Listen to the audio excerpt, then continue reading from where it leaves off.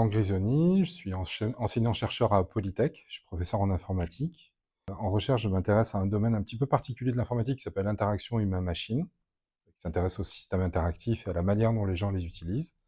À ce titre, l'IA fait partie des sujets qui m'intéressent parce qu'elle pose des problèmes d'une nature qui sont assez nouvelles, en fait, et c'est important de communiquer autour de ça. D'un point de vue recherche, je suis également directeur de l'IRSICA, qui est un hôtel à projet CNRS, qui héberge des activités interdisciplinaires, issues de collaboration entre 4 laboratoires de l'Université de Lille, autour des outils pour la communication avancée. L'IA occupe à l'heure actuelle énormément de place médiatique et énormément d'étudiants l'utilisent d'une manière assez parfois un petit peu désordonnée, en tout cas sans qu'on ait de recul là-dessus. Pour moi, bon, l'intelligence artificielle, d'abord, c'est un domaine qui est extrêmement large. Il y a des domaines applicatifs où il n'y a pas de sujet. L'IA est super utile, permet d'augmenter de la productivité, d'aller sur des questions où l'être humain a un peu de mal à aller.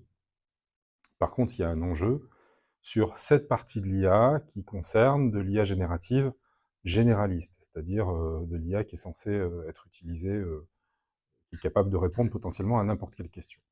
Et par rapport à ces outils-là, qui sont encore en émergence, qui sont encore mal compris, qui sont encore en évolution technologique, par rapport aux élèves, aux étudiants, par rapport aux esprits en formation, il y a quelque chose qui est extrêmement toxique, c'est le fait d'utiliser ces outils trop tôt et de les utiliser comme élément de facilité pour éviter de se donner du mal et de monter en expertise soi-même.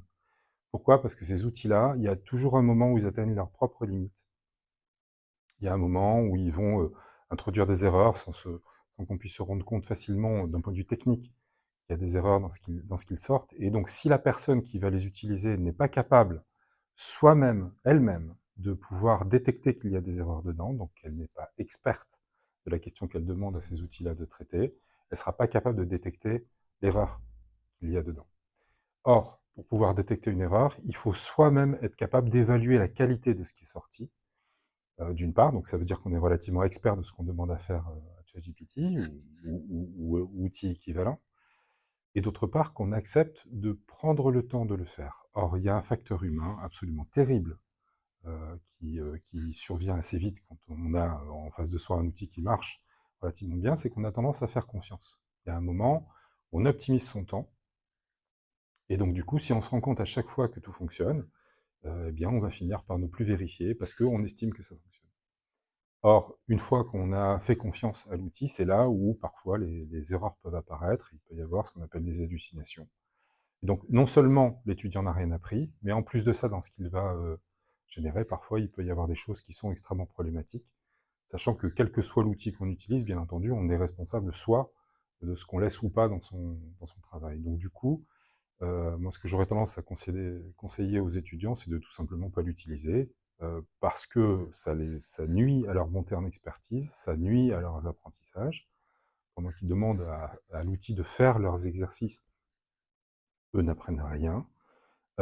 Et puis ensuite, faut pas oublier que c'est des puissances de calcul qui sont absolument monstrueuses, ça a un coût écologique qui est énorme. Donc non seulement ils n'apprennent rien, mais en plus, c'est mauvais pour la planète. Donc du coup, autant laisser ces outils-là pour des domaines experts relativement pointus et ne pas utiliser ChatGPT pour ça. Il y a quelque chose qui est problématique dans les entreprises maintenant, c'est que visiblement, ils préfèrent dépenser de l'argent pour intégrer de l'IA dans leur process et gagner en productivité plutôt que d'embaucher des jeunes diplômés. D'abord, ça n'est pas toutes les boîtes qui le font. Puis ensuite, c'est quelque chose qui est plutôt un élément de discours à expliquer aux entreprises ou aux politiques, parce que sur le long terme, ça se comprend très bien pour chaque entreprise, en compétitivité, en productivité, personne ne peut reprocher à une entreprise de vouloir le faire. Par contre, si toutes les entreprises le font, les jeunes diplômés ne peuvent pas monter en expertise. Et à un moment, on aura un problème, parce que sur tel ou tel domaine, si on pense par exemple à la traduction, il y aura toujours besoin d'experts. Il y aura toujours besoin de traductions extrêmement pointues, de gens qui connaissent un domaine, qui connaissent une langue très finement pour pouvoir reproduire, transcrire les mécanismes de finesse de langage. Les outils de traduction généralistes, là aussi, arrivent à leur limite. Donc on aura toujours besoin d'experts, Mais il y a des chances qu'à un moment, on ait de plus en plus de problèmes pour les trouver, parce que s'il n'y a plus de débouchés pour les jeunes diplômés, il n'y aura plus de formation. S'il n'y a plus de formation, à long terme, il n'y a plus d'experts. Ou on aura du mal à les trouver.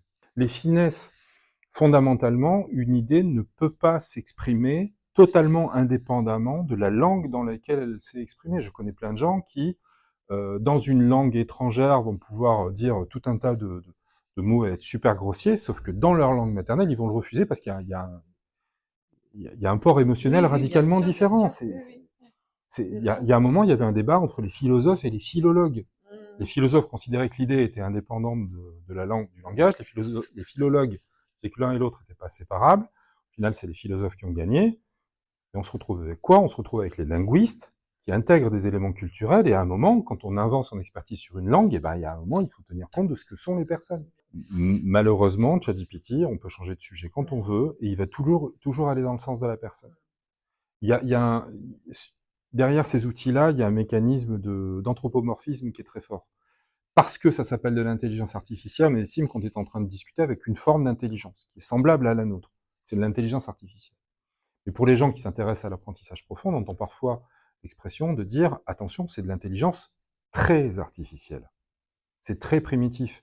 Et il y a tout un tas de choses que peut faire l'intelligence humaine que ces outils-là ne peuvent pas faire. Dans une discussion, par exemple, vous pourrez, à un moment, parce qu'il y a des choses qui vous intéressent ou parce qu'il y a des choses avec lesquelles vous êtes d'accord, aller dans mon sens. Et si jamais je dis des choses avec lesquelles vous n'êtes pas d'accord, vous allez changer de posture et prendre le contre-pied. ChatGPT ou ces outils-là, les outils équivalents, si on lui demande pas explicitement d'argumenter contre une idée, ils vont pas le faire. Et par défaut, ils vont aller dans votre sens parce qu'on est beaucoup plus content quand notre interlocuteur va dans le sens de ce qu'on dit que quand on se voit apporter la contradiction. Donc c'est de la discussion naturelle, le prompt se fait en langage naturel, mais on n'est pas en train d'interagir avec un être humain, et tout est fait pour qu'on l'oublie, ça. La machine synthétique ne peut pas raisonner comme un être humain.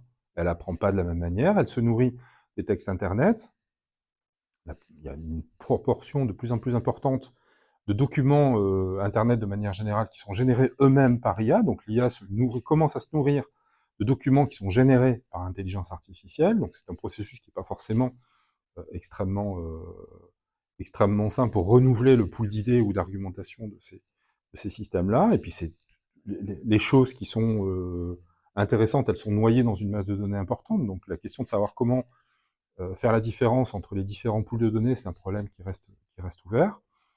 Et donc au final, ce sont des outils avec lesquels il faut avoir énormément de prudence, et encore une fois, plus l'esprit de la personne qui est en train d'utiliser ces outils-là est en situation de formation, donc pour les jeunes, vraiment il faut être extrêmement prudent, et plus on s'en éloigne, au final, plus c'est intéressant. Si on essaie de définir un outil, on peut se dire, si on pense à un couteau de cuisine, si on pense à un stylo, marteau, une règle, un marteau, un tournevis, on peut se dire qu'on n'est pas forcément conscient de comment ça a été fait. Par contre, on sait quand l'utiliser et on sait comment l'utiliser. Et de manière duale, on sait quand est-ce qu'on ne va pas l'utiliser et qu'on va utiliser tel outil plutôt que tel autre. On ne passerait pas sa journée avec un marteau à la main pour essayer de faire toutes les activités de la vie courante. Or, autour de l'IA, d'abord, on est sur quelque chose qui est multiforme, on est sur quelque chose qu'on n'a pas encore tout à fait bien compris en termes de possibilités. Donc, il y a plein de possibles, mais ça ne veut pas dire que ça peut servir à tout. Et il y a un autre phénomène qui, en interaction avec machine, dans le domaine de recherche qui m'intéresse, est connu, c'est le phénomène de coadaptation entre la personne et ses outils. Quand on devient expert de quelque chose, on a forcément tendance à toujours revenir à cet outil-là. Et plus l'outil est complexe, plus on a envie de l'utiliser tout le temps, parce que c'est ce qui nous a permis de monter en expertise, c'est ce qui nous donne une place sociale, etc. Et sur l'IA, c'est extrêmement toxique parce qu'on a un phénomène de délégation de compétences. Tout ce qu'on demande à l'IA, si on demande à l'IA d'écrire à sa place, eh ben on perçoit en termes de compétences. L'être humain est fait de telle manière à ce que on a les compétences qu'on a maintenues, ce que l'on est capable d'entraîner. Ce qu'on n'entraîne pas, on finit par le perdre parce que le cerveau est plastique et il maintient d'autres compétences que celles dont on n'a pas besoin.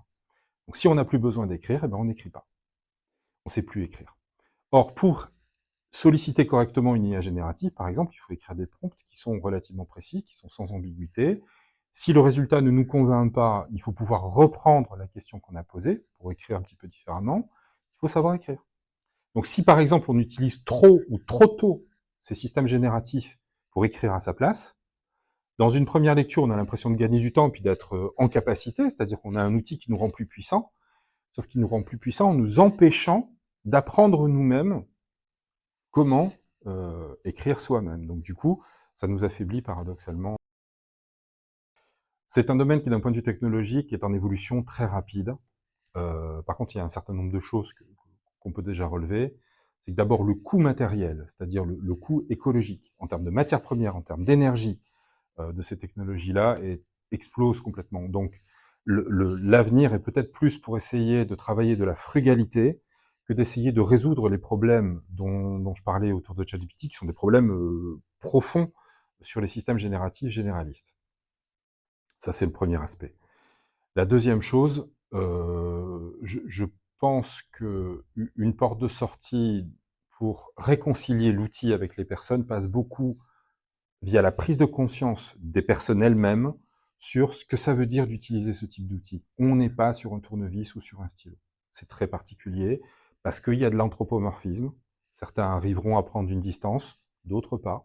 On peut avoir de l'anthropomorphisme par rapport à un chiot, par exemple, là, en oubliant que c'est pas tout à fait un être humain et il peut y avoir un affect et l'affect peut troubler un petit peu la perception des choses. Par rapport à l'IA, c'est exactement pareil. Il peut y avoir une relation affective qui va se créer. Et la relation affective, il faut bien avoir conscience que c'est l'intérêt de l'outil et des boîtes qui vendent ces outils-là de créer du lien affectif, parce que forcément, on va vers tel outil plutôt que tel autre, etc. Le lien affectif, c'est aussi un lien privilégié pour l'être humain. Une des composantes de l'intelligence humaine, c'est qu'il y a du raisonnement et de l'émotionnel. Et on est très fortement, beaucoup plus fortement piloté que ce qu'on pense par le biais de l'émotionnel. D'où la difficulté pour les enfants d'apprendre. Parce que quand on est dans une situation où on nous demande de faire quelque chose qu'on ne sait pas faire, il y a de l'émotionnel négatif. On est dans une situation d'inconfort. Le cerveau adore constater qu'on sait faire qu'il sait faire ce qu'on lui demande. Bon. Il y a un petit peu un parallèle avec le muscle, avec le sport. Il y a beaucoup de gamins qui ont compris l'intérêt du sport, par exemple. Le sport, il faut s'entraîner. Si on se fixe des objectifs qui sont trop hauts par rapport à ce qu'on sait faire, on va se faire mal. Si on se fixe des objectifs intellectuels trop rapides ou trop hauts par rapport à ce qu'on est capable de faire à l'instant T, on va avoir un émotionnel négatif et on peut retirer de ce que, voilà, les maths ou la physique, c'est pas pour moi, parce qu'on s'est attaqué à des choses trop dures. On n'a pas tous les mêmes capacités. Mais les capacités sans travail, au sport, on sait tous que voilà, ça n'apporte rien. Assez curieusement, ce qui est naturel pour beaucoup d'enfants sur le sport se transpose mal sur le cerveau. Alors qu'il y a un vrai parallèle. Bien entendu, le cerveau n'est pas un muscle, mais il y a un vrai parallèle sur l'intérêt d'apprendre, de se donner du mal, de s'entraîner. Et petit à petit, on devient plus fort, et à chaque fois qu'on devient plus fort, on monte en expertise. La meilleure porte de sortie par rapport euh, aux outils génératifs, c'est d'être conscient que l'objectif de l'apprentissage, c'est la montée en expertise, l'acquisition de compétences. C'est quelque chose sur lequel, en dessous de 20 ans, c'est difficile de prendre du recul là-dessus. Généralement, c'est des prises de recul qui arrivent un peu plus tard chez l'être humain. Je parlais des fermes de calcul et des matériaux qui sont nécessaires. Quand on discute avec les microélectroniciens sur ce que ça coûte de faire de l'électronique de puissance, enfin de l'électronique de haute performance plutôt, il faut une quarantaine de matériaux. Sur les 40 matériaux, pour chaque matériau, il y a une estimation de vitesse de consommation, une estimation de réserve mondiale. Pour la moitié de ces 40 matériaux, il y en a à peu près la moitié pour lequel on a entre 30 et 40 ans de réserve. Ça veut dire quelques années avant des difficultés d'extraction, des problèmes géopolitiques. On les voit déjà là, en ce moment, autour de ce qu'on appelle les terres rares, donc ça commence. Et donc la fiesta technologique à mettre des processeurs hyper sophistiqués dans d'énormes fermes de calcul, d'autant plus qu'on en construit plein, parce que il y a un phénomène de compétition, donc du coup, des fermes de calcul, il s'en met absolument partout. On n'aura pas les moyens de faire ça très longtemps. Donc l'IA, on va vite sortir de cette phase-là pour après avoir quelque chose d'un peu plus apaisé. Et notamment par rapport à la protection intellectuelle, la propriété intellectuelle des choses, oui, on est dans une phase un petit peu questionnable par rapport au respect de la propriété intellectuelle, du style des artistes, par exemple, des œuvres.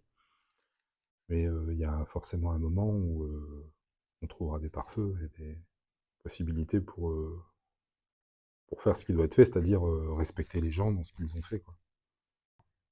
Pour moi, dire que l'IA, c'est l'avenir, c'est ni vrai ni faux. C'est ni vrai ni faux parce qu'il y aura forcément des niches de production, des niches d'activité dans lesquelles les outils automatiques auront du sens. À l'heure actuelle, on veut essayer d'en mettre dans certains aspects, etc. Par exemple, il y a des gens qui se posent très sérieusement la question de savoir si un système génératif, correctement nourri, entre guillemets, avec des données, pourrait, des guillemets, remplacer un médecin. Bon, bah, bien sûr que non, parce que la moindre erreur, qui n'est pas détectable par un technologue, enfin par un outil technologique, pourrait avoir des conséquences sur le patient. Donc j'ai beaucoup de mal à voir comment un système automatique pourrait remplacer un médecin. Pour autant, les médecins peuvent faire des erreurs, mais c'est un être humain, et c'est un être humain qui a la capacité de dire, là, la complexité du dossier, elle me dépasse, donc du coup, je vais l'envoyer à un spécialiste. Et cette prise de décision-là, elle peut être complexe vis-à-vis d'un outil automatique. Donc, il y aura forcément un petit peu d'évolution pour que des activités métiers, à un moment, adoptent l'outil d'une manière qui est positive pour le métier. Bon. En conclure que c'est l'avenir, ben non, mais c'est pas non plus vrai que c'est neutre. Ça va avoir un impact, il faut essayer de le penser au maximum. Pour les étudiants, comme je le disais tout à l'heure, qui comprennent bien que ça n'est absolument pas leur intérêt de l'utiliser quand ils sont étudiants, quand ils sont jeunes. Quand ils seront experts de quelque chose et que ça leur fera gagner du temps, peut-être. Mais c'est fondamentalement le même problème que de déléguer à quelqu'un le fait de faire quelque chose. Si on délègue à quelqu'un, d'abord, soit on le fait pas, donc on ne se muscle pas, on va dire. Et ensuite, quand on délègue, on n'est pas sûr que ça soit fait correctement. C'est pas forcément fait comme on voudrait que ça soit fait. On passe son temps à vérifier plutôt qu'à faire. Ça prend du temps aussi. Mais par contre, ce qu'il ne faut pas oublier, c'est qu'un outil technologique, lui, il monte pas en expertise. Il peut y avoir des versions, on peut changer l'apprentissage, on peut le perfectionner, etc. Mais un être humain qui fait, qui apprend à faire aussi, monte en expertise. Donc plus quelqu'un à qui on va déléguer une tâche fait cette tâche-là, plus il monte en expertise, alors que l'outil, fondamentalement, lui, il y a ce qu'il sait faire et ce qu'il ne sait pas faire, et il reste comme ça. Il n'y a pas d'apprentissage.